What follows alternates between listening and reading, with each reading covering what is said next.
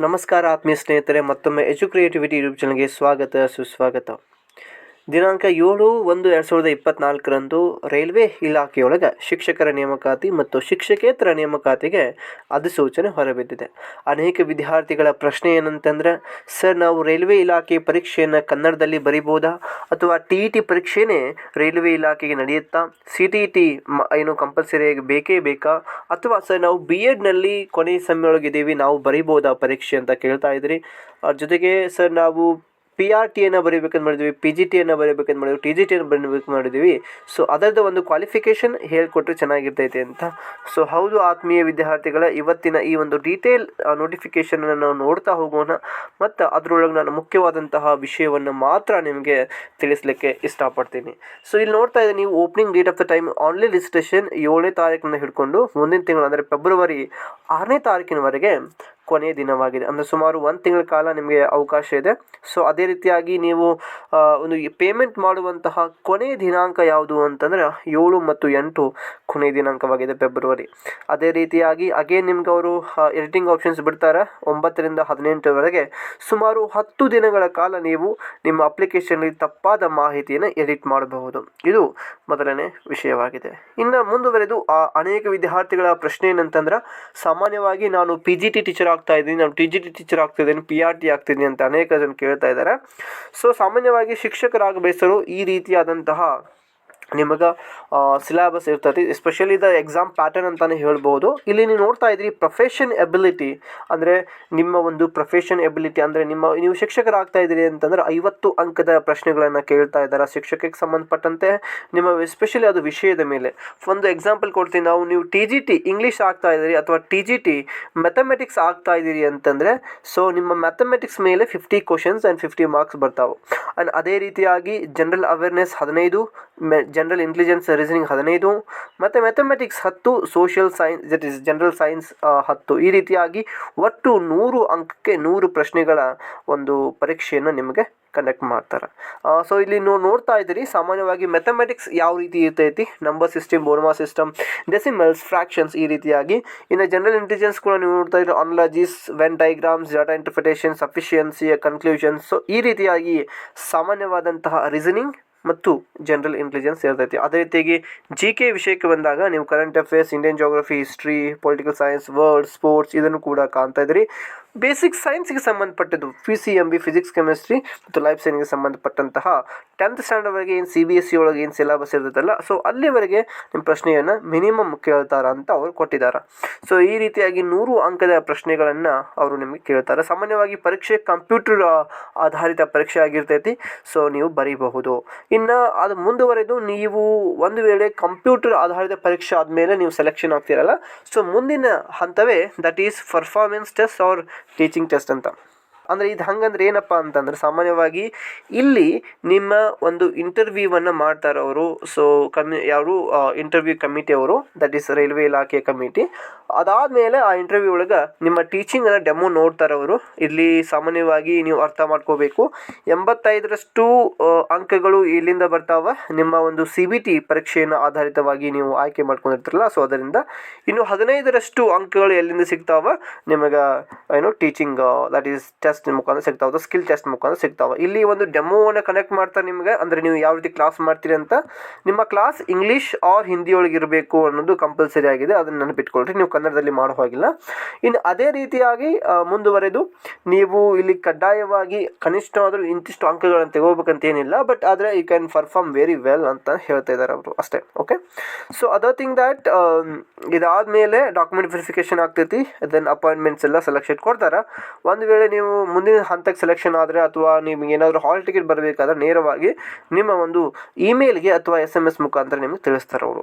ಇನ್ನು ಅದೇ ರೀತಿಯಾಗಿ ನೀವು ಹೌ ಟು ಅಪ್ಲೈ ಅಂತ ಕೇಳ್ತಿದ್ದಾರೆ. RRB ವೈಸ್ ವೇಕೆನ್ಸಿ ಒಳಗೆ ಹೋಗಿ ನೀವು ಅಪ್ಲೈ ಮಾಡಬೇಕಾಗ್ತೈತೆ. ಅನೇಕ ವಿದ್ಯಾರ್ಥಿಗಳು ಕೇಳ್ತಾ ಇದ್ದಾರೆ, ನಾವು ಒಂದಕ್ಕಿಂತ ಹೆಚ್ಚಿನ RRB ಏನು ಇದಕ್ಕೆ ನಾವು ಅಪ್ಲೈ ಮಾಡಬಹುದು. ಎಸ್, ಅಪ್ಲೈ ಮಾಡ್ಬೋದು. ಬಟ್ ಥಿಂಗ್ ಈಸ್ ಒಂದೇ ದಿನ ಎಕ್ಸಾಮ್ ಮಾಡಿದ್ರೆ ಒಂದೇ ಕಡೆ ಬರೀಬೇಕಾಗ್ತೈತಿ, ಇನ್ನೊಂದು ಕಡೆ ಬರೀಬೇಕಾಗ್ತೈತಿ. ಸೊ ಎಲ್ಲಿ ಪೋಸ್ಟ್ ಜಾಸ್ತಿ ಇರ್ತಾವಲ್ಲ ಅಲ್ಲಿ ಅಪ್ಲೈ ಮಾಡೋಕ್ಕೆ ಟ್ರೈ ಮಾಡಿ. ಸೊ ಒಂದು ವೇಳೆ ಕಡಿಮೆ ಇದ್ದರೆ ಕಡಿಮೆ ಮಾಡ್ಬೋದು. ಬಟ್ ಬೆಂಗಳೂರಲ್ಲಿ ಭಾಳಷ್ಟು ಕಡಿಮೆ ಇದಾವೆ ಕರ್ನಾಟಕದೊಳಗೆ. ಅದು ನಿಮ್ಮ ವಿವೇಚನೆಗೆ ಬಿಟ್ಟಿದ್ದು ಅಂತ ನಾನು ಹೇಳೋಕ್ಕೆ ಇಷ್ಟಪಡ್ತೀನಿ. ಬಟ್ ನೀವು ಒಂದಕ್ಕಿಂತ ಹೆಚ್ಚು ಕಡೆನೂ ಅಪ್ಲೈ ಮಾಡ್ಬೋದು, ಅದೇನು ಸಮಸ್ಯೆಗಳಾಗಂಗಿಲ್ಲ. ಈಗ ಆಲ್ರೆಡಿ ನೀವು ರೈಲ್ವೆ ಅಕೌಂಟಲ್ಲಿ, ದಟ್ ಈಸ್ ರೈಲ್ವೆ ಇಲಾಖೆ ಒಳಗಡೆ ಬೇರೆ ಬೇರೆ ಹುದ್ದೆಗಳಿಗೆ ಅಧಿಸೂಚನೆ ಮಾಡಿದ್ರೆ ಅದೇ ಅಕೌಂಟ್ ಮುಖಾಂತರ ಟ್ರೈ ಮಾಡಿ. ಒಂದು ವೇಳೆ ಬರಲಿಲ್ಲ ಅಂದರೆ ಹೊಸ ಅಕೌಂಟನ್ನು ಕ್ರಿಯೇಟ್ ಮಾಡಿ ನೀವು ಅಪ್ಲಿಕೇಶನನ್ನು ಹಾಕಿ ಅಂತ ಹೇಳ್ತಾ ಇದ್ದಾರೆ ಅವರು. ಇನ್ನು ಮುಂದುವರೆದು ಇಲ್ಲಿ ಕೊಡ್ತಾ ಇದ್ದಾರೆ list of RRB websites. So ನೀವು ಯಾವ ಒಂದು RRB ಹೋಗಿ ಅಪ್ಲಿಕೇಶನ್ ಹಾಕಬೇಕಂತಿರಲ್ಲ ಅಲ್ಲಿ ಹೋಗಿ ಹಾಕಿದರೆ ಬಹಳ ಚೆನ್ನಾಗಿರ್ತೈತಿ ಅಂತ. ಆ್ಯಂಡ್ ಅದರ್ ಥಿಂಗ್ ದ್ಯಾಟ್ ಇಲ್ಲಿ ಕೂಡ ಡೀಟೇಲ್ ಅಂತ ಗೈಡ್ಲೈನ್ಸ್ ಕೊಟ್ಟಿದ್ದಾರೆ ಯಾವ ರೀತಿಯಾಗಿ ಅಪ್ಲಿಕೇಶನ್ ಹಾಕಬೇಕಂತ. ಸೊ ಈ ಒಂದು ಕಂಪ್ಲೀಟ್ ಅಂತ ಅಧಿಸೂಚನೆಯನ್ನು ನಾನು ಒಂದು ಈ ವಿಡಿಯೋದ ಡಿಸ್ಕ್ರಿಪ್ಷನ್ಸ್ ಒಳಗೆ ಕೊಟ್ಟಿರ್ತೀನಿ, ನೀವು ಡೌನ್ಲೋಡ್ ಮಾಡ್ಕೊಳ್ಬಹುದು. ಇನ್ನು ಮುಂದುವರೆದು ಇಲ್ಲಿ ನೋಡ್ತಾ ಎಸ್. ಸೊ ಎಜುಕೇಷನ್ ಕ್ವಾಲಿಫಿಕೇಷನ್ ನೋಡೋದಾದರೆ ಇಲ್ಲಿ ನೋಡ್ತಾ ಇದ್ದೀನಿ ನೀವು ಪಿ ಜಿ ಟಿ ಕಂಪಲ್ಸರಿ ಆಗಿ ಮಾಸ್ಟರ್ ಡಿಗ್ರಿ ಬೇಕು, ದಟ್ ಈಸ್ MA ಅಥವಾ MSc MCom ಬೇಕು. ಇನ್ನು ಅದೇ ರೀತಿಯಾಗಿ ಅದೇ ಸಬ್ಜೆಕ್ಟ್ ಒಳಗೆ BEd ಆಗಿರಬೇಕು. ಆ್ಯಂಡ್ ದೆನ್ ಇಂಗ್ಲೀಷ್ ಅಥವಾ ಹಿಂದಿ ಒಳಗೆ ನೀವು ಟೀಚಿಂಗ್ ಪ್ರೊಫಿಷಿಯನ್ಸಿ ಮಾಡಿರಬೇಕು. ನೀವು ಯಾವುದೇ ಆಗಲಿ PGT science, PGT maths, PGT and again English, PGT Kannada, any subject, but master degree ಆಗಿರಬೇಕು, BEd ಆಗಿರಬೇಕು ಕಂಪಲ್ಸರಿ ಆಗಿ. ಇಲ್ಲಿ ಯಾವುದೇ ಎಲಿಜಿಬಿಲಿಟಿ ಟೆಸ್ಟ್ ಸರ್ಟಿಫಿಕೇಟ್ನ ಕೇಳಿಲ್ಲ, ಸೊ ಮುಂದೆ ಕೇಳೋದು ಇಲ್ಲ. ಪೋಸ್ಟ್ ಗ್ರಾಜ್ಯುಯೇಟ್ ಬಯಾಲಜಿ ಇದೆಲ್ಲ ನೋಡ್ತಾ ಇದ್ದೀವಿ ನಾವು. ಇನ್ನು ಅದೇ ರೀತಿಯಾಗಿ ನಾನು TGT ನೋಡ್ತೇನೆ. TGT ಅದರೊಳಗಡೆ ಕೂಡ ಅತ್ಯಂತ ಹೆಚ್ಚಿನ ಹುದ್ದೆಗಳಿದಾವೆ. TGTಯಲ್ಲಿ ಸಾಮಾನ್ಯವಾಗಿ ನಾವು ಕ್ವಾಲಿಫಿಕೇಷನ್ ಏನೇನಂತ ನೋಡೋದಾದರೆ ನೀವು ಇಲ್ಲಿ ನೋಡ್ತಾ ಇದ್ದೀವಿ TGT teacher for arts Bengali medium. So ಇಲ್ಲಿ ಸಾಮಾನ್ಯವಾಗಿ TGTಯಲ್ಲಿ ಒಂದು ಏನಾಗಿರಬೇಕು, BEd ಆಗಿರಬೇಕು ಅಥವಾ ಗ್ರ್ಯಾಜುಯೇಷನ್ ಆಗಿರಬೇಕು. ಓಕೆ, ಇನ್ನು ಅದಾದಮೇಲೆ ನೀವು ಅಟ್ಲೀಸ್ಟ್ 45% ಏನು ಮಾಡಿರಬೇಕು, ಬ್ಯಾಚುಲರ್ ಆಫ್ ಎಜುಕೇಷನ್ ಒಳಗೆ ಪಡೆದಿರಬೇಕು. ಆ್ಯಂಡ್ ದೆನ್ ಇಲ್ಲ ನಾನು 12th ಮೇಲೆ ಇಂಟಿಗ್ರೇಟೆಡ್ BEd ಮಾಡಿದ್ದೀನಿ ಅಂತಂದರೆ 50% 12th ಒಳಗೆ ತೊಗೊಂಡಿರಬೇಕು. ಅದೇ ರೀತಿಯಾಗಿ ಬ್ಯಾಚುಲರ್ ಆಫ್ ಎಲಿಮೆಂಟ್ರಿ BEdಲ್ಲಿ ತೊಗೊಂಡಿರಬೇಕು. ಸೊ ಈ ರೀತಿಯಾಗಿ ಕೂಡ ಇದೆ. ಇನ್ನು ಅದೇ ರೀತಿಯಾಗಿ ಗ್ರ್ಯಾಜುಯೇಷನ್ ಆಫ್ ಆರ್ಟ್ಸ್ ಒಳಗಡೆ ಅಟ್ಲೀಸ್ಟ್ 50% ತೊಗೊಂಡಿರಬೇಕು. ನೀವೇನಾದ್ರು ಸ್ಪೆಷಲ್ ಎಜುಕೇಷನ್ ಮುಗಿಸಿದ್ರೆ ವಿಶೇಷ ಮಕ್ಕಳಿಗೆ ಅಲ್ಲಿ ಕೂಡ ಇದೆ. ಅಥವಾ ನಿಮ್ದು ಯಾವುದೇ ಒಂದು ಸ್ಟೇಟದ TETನ ಇಲ್ಲಿ ಒಂದು ಅನೇಕ ಪ್ರಶ್ನೆ ಕೇಳ್ತಾರೆ ವಿದ್ಯಾರ್ಥಿಗಳು. ಸೊ ಕರ್ನಾಟಕ TET ಇದಕ್ಕೆ ಕನ್ಸಿಡರ್ ಆಗ್ತದಾ? Yes, of course Karnataka TET consider ಆಗ್ತೈತಿ, ನೀವು ಇದನ್ನು ಅಪ್ಲೈ ಮಾಡ್ಬೋದು. ಬಟ್ ಯಾರು TGTಯನ್ನು ಬರಲಿಕ್ಕೆ ಹೊಂಟಿರ್ತಿರಲ್ಲ ಅವರು ನೀವು ಕಂಪಲ್ಸರಿಗೆ ಪೇಪರ್ 2 ಕ್ಲಿಯರ್ ಆಗಿರಬೇಕು. ಇನ್ನು ಯಾರು PRTನ ಬರಲಿಕ್ಕೆ ಹೊಂಟಿರ್ತಿರಲ್ಲ ಅವ್ರಿಗೆ ಪೇಪರ್ 1 ಕ್ಲಿಯರ್ ಆಗಿರಬೇಕು, ಅದು ನಿಮಗೆ ನೆನಪಿರ್ಲಿಕ್ಕೆ ಕೂಡ. ಸೊ ಅದೇ ರೀತಿಯಾಗಿ ಕೂಡ ಇಲ್ಲಿ ಕ್ವಶನ್ಸ್ ಕೇಳ್ತಾರೆ. ಇನ್ನು ಅದೇ ರೀತಿಯಾಗಿ train graduate teacher English medium. So ಈಗ ನೋಡ್ತಾ ಇದ್ದೀರಿ ನೀವು ಇಲ್ಲಿ ನೀವು ಅದೇ ರೀತಿಯಾಗಿ. ಸೊ ಒಂದು ವೇಳೆ ನೀವು ಮ್ಯಾಥಮೆಟಿಕ್ಸ್ ಟೀಚರ್ ಆಗ್ತಿದ್ದೀರಿ ಅಂತಂದರೆ ಕಂಪಲ್ಸರಿಯಾಗಿ ಮ್ಯಾಥ್ಸನ್ನು ನೀವು ಒಂದು 3 ವರ್ಷದ ಡಿಗ್ರಿ ಕೋರ್ಸ್ ಒಳಗೆ ಆಪ್ಷನಲ್ ಆಗಿ ಕಲ್ತಿರಬೇಕಾಗ್ತೈತಿ. ಕನಿಷ್ಠವಾದರೂ ಕೂಡ ಒಂದು 50% ಮಾರ್ಕ್ಸ್ ತೊಗೊಂಡಿರ್ಬೇಕು ನೀವು BSc ಒಳಗಡೆ. ಅದಾದಮೇಲೆ ನೀವು ಮ್ಯಾಥ್ಸ್ ಅನ್ನು ಪೆಡಗಾಗಿಯನ್ನಾಗಿ BEdಲ್ಲಿ ಕಲ್ತಿರಬೇಕು. ಸೊ ಅದ್ರ ಜೊತೆಗೆ ನೀವು TETಯನ್ನು ಕೂಡ ಕ್ಲಿಯರ್ ಮಾಡಿರಬೇಕು. TET ಆಗಲಿ ಅಥವಾ CTET ಆಗಲಿ ಎರಡೂ ಕೂಡ ಎಲಿಜಿಬಲ್ ಇದಾವೆ. ನೀವೇನು ಸಮಸ್ಯೆಗಳನ್ನು ನೋಡೋ ಅವಶ್ಯಕತೆ ಇಲ್ಲ, you can write it. So ಮುಂದುವರೆದು ಎಸ್ ಓಕೆ. ಸೊ ನಾವು ಯಾರೆಲ್ಲ PRT that is primary teacher ಆಗಬೇಕಂತಿದ್ರಲ್ಲ ನೀವು 12th ಮೇಲೆ BEd ಮಾಡ್ಕೊಂಡು ಕೂಡ ಬರ್ತೈತಿ. ದೆನ್ 2 years BEd ಆದಮೇಲೆ ನೀವು TETನ ಕ್ಲಿಯರ್ ಮಾಡಿರಬೇಕಾಗ್ತೈತಿ. TET ಕೂಡ ಕಂಪಲ್ಸರಿ ಬೇಕು. ಇಲ್ಲ ಸರ್ ನಾವು BEd ಮಾಡಿದ್ದೀವಿ ಅಂತಂದ್ರೆ ಕೂಡ BEdನ್ನು ಕೂಡ ಎಲಿಜಿಬಲ್ ಮಾಡಿದಾರ graduation at least marks with the bachelor of education ಅಂತ. ಸೊ ಇದು ಕೂಡ ಬರ್ತೈತಿ, no problem. Or post graduation with 55 marks equivalent grade and year integrated.